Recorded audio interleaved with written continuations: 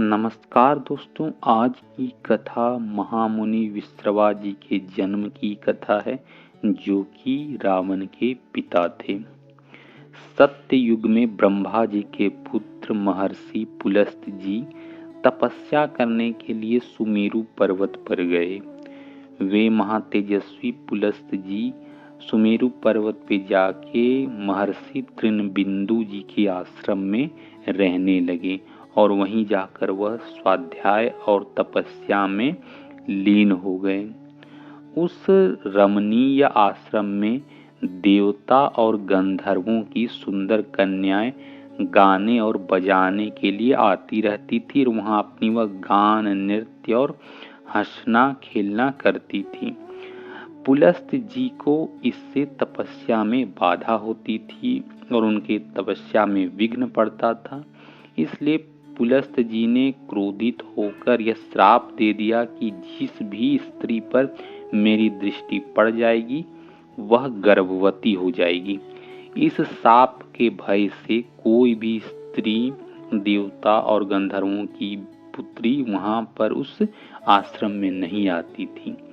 लेकिन महर्षि तृणबिंदु जी की पुत्री को इस शाप के विषय में नहीं पता था, इसलिए वह निर्भय होकर पुलस्त जी के सामने एक दिन चली गई।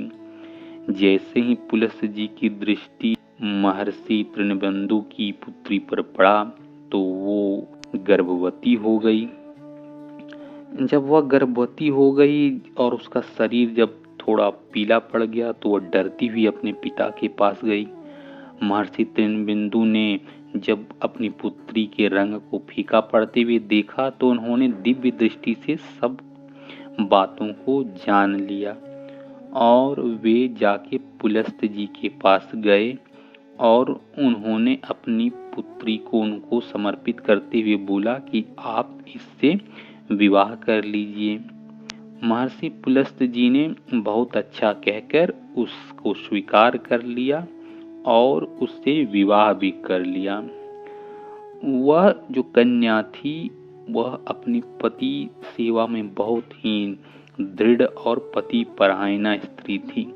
पुलस्त जी उसके पति सेवा से काफी प्रसन्न हुए और कहा कि मैं तुझे दोनों वंशों, माता के वंश और पिता के वंश को बढ़ाने वाला एक पुत्र दूंगा। इस प्रकार पुलस्त जी के वरदान से त्रिलोक विख्यात पुत्र का जन्म हुआ, जो कि ब्रह्मवेता, ब्रह्म को जानने वाला, वेद वेदांग का निष्णात पंडित विश्रवा के नाम से प्रसिद्ध हुआ।